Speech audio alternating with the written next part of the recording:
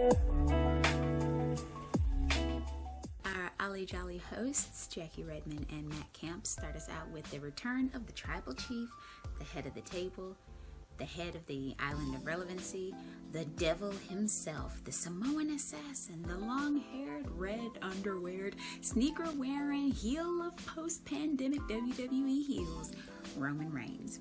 And Roman is trying to pinpoint the source of this abject failure, what happened with the Usos last week. Now, Jimmy and Jay, they completely turn on each other and each points to the other. Now, I think Jimmy being the one who gets pinned kind of fits in well with this idea of Jay now being the prominent Uso, the better of the two. Jay is the right-hand man of the tribal chief, so Jimmy is the one who needs to prove himself. He is the one who needs to defeat Xavier Woods, the king of WWE. So King X doesn't back down. In fact, he challenges Jimmy, calling him the young James Uso, even Jiminy Uso, and he challenges him to a match with the stipulation that when he wins, Jimmy will have to bend the knee. The team talk about the tribal chief's pan, then conversation moves to Drew McIntyre's open challenge. Camp notes McIntyre's willingness to work his way through a number of strong competitors, Ricochet being just the latest of those. Now, I thought this was absolutely wonderful, this match. Drew gave Ricochet a lot of offense when it very easily could have been a convincing squash match. There was quite a lot of back and forth, and Drew gave an obvious show of respect at the end. Now, hopefully this will still elevate Ricochet even though he did lose. Then we got the latest installment of the gas station 80s reader known as Let's Screw Naomi.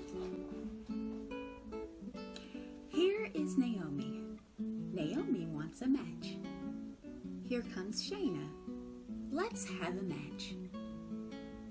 Naomi rolls up Shayna. Roll, Naomi, roll. 1, 2, 3.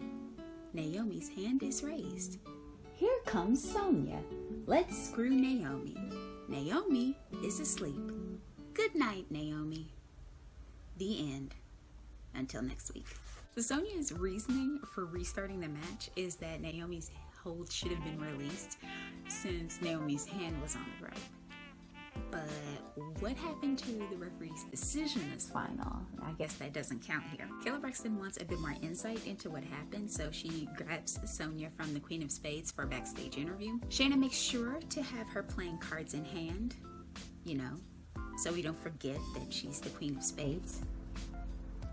Poor Shayna. Kayla asks about Sonya changing the rules, and Sonya says she enforced the rules, not changed them. And that's pretty much it. Camp is actually on the other side. He says that he knows Sonya is not a stickler for this kind of thing. He knows this from working with her, but if you're following things to the letter, she's actually correct. But she is applying the rules as it suits her, and she obviously has something against Naomi. The Redmond has been scouring Naomi's Twitter, and she plucks a quote that Naomi has taken from Marilyn Monroe. If you can't handle me at my worst, then you don't get me at my best. And Redmond notes that we can't get Naomi at her best because Sonya's in the way. Camp proposes a one-on-one with Sonya and Naomi, and that match would be flame emoji, but it won't happen without shenanigans. After the commercials, they talk about Cesaro and Mansoor going against Los Lotharios. This is the team of Angel Garza and Humberto Carrillo. I'm happy to see them actually win. I really am. It was lovely.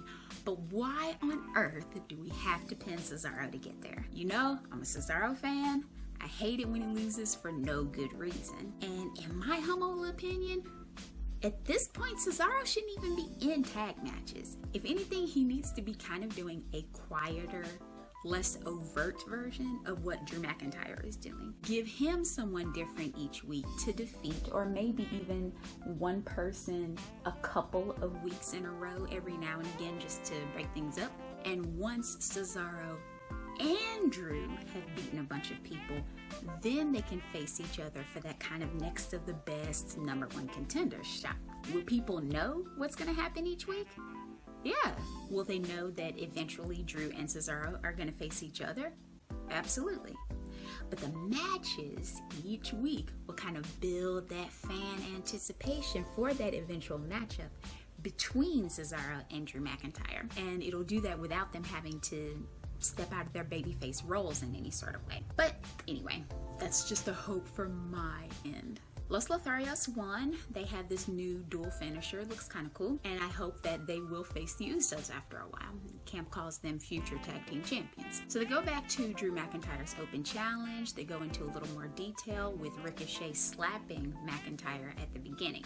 And him going for a moonsault and getting picked out of the air with a Claymore kick. That was a nice finish. I'm not even gonna lie. They also show, after the match, Mustafa Ali approaching Ricochet to form a partnership, and Ricochet paying him less than no mind. So Kayla has captured lightning in a bottle, the pew pew, ping ping, Prince Puma, who may have shrunk down one of Rock's $500 shirts for the occasion, and she points out that he and Drew's mutual respect was on full display. She asks for Ricochet's message to SmackDown, and it's the same as the one that he had for Drew McIntyre. One day, someone's gonna smack him in the mouth. This is what he wants the rest of the roster to remember. He's aiming to be one of the most entertaining and talked about talents in the business. So when asked about Mustafa Ali, he cites their shared history, how he knows his schemes, and so he didn't even give this proposed partnership any kind of attention. She inquires about SmackDown, kind of what his most anticipated moments are gonna be. And he's looking forward to the new challengers since he's only been on Monday Night Raw. He's been there since 2019. After some ads, the pair return with reactions to Sami Zayn and Hit Row. Hit Row both look and sound incomplete right now without B-Fab. Sami leaves it all out on the ramp. Looks like he's running away from the nice men in the white coats. But then he introduces Hit Row. They start a Sami sucks chant, but allow him right back up the ramp with his spleen fully intact. And Kayla wants a word with the locker room leader, the elder statesman of SmackDown. She's trying to kind of figure out what his motive for this new role kind of is. And he just points out that through the draft, he's become the longest tenured member of SmackDown. And people are just aware of his moral code. He's not trying to cultivate power exactly, but it's come to him. And so he has a responsibility to the rest of the locker room. It's as short and simple as that. Redmond and Camp are totally Team Sami, but Jackie Redmond is still a little more wary of Sami Zayn's intentions. Lastly, they discuss the main event, King Woods versus Jimmy Uso, with the loser having to bend the knee. Jay tries to help Jimmy win with the kind of leg leverage move. We've seen this a lot. The ref catches them. Then Xavier rolls Jimmy up with the pants grabbed away from the ref's sight and wins. For the King's efforts, he earns a Superman punch and a thorough beatdown from the Tribal Chief. No knees touched canvas on either side. Partly because Kofi's leg got obliterated by the bloodline, but no one bowed. So the rating for this week is 3 out of 5. All 3 interviews were extravagantly average. I hate to say it. Ricochet expresses no more ambition than to be talked about. Sami is in character, telling others what to do as the interview goes on, complaining about Kayla interrupting him. And that was probably the most interesting portion of the interviews for the whole show. But I will give them credit for one thing. For an authority figure interview, Sonya built more intrigue than I have ever seen her do on these shows.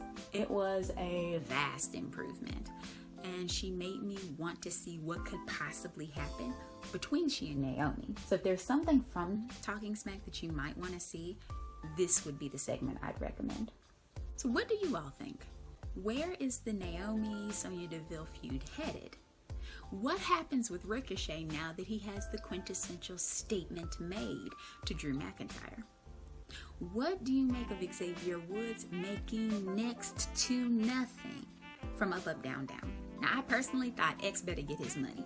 Once those 2.3 million YouTube subscribers stop getting that good content in, I think Vinnie Mac will bend. Maybe just a little bit, I think.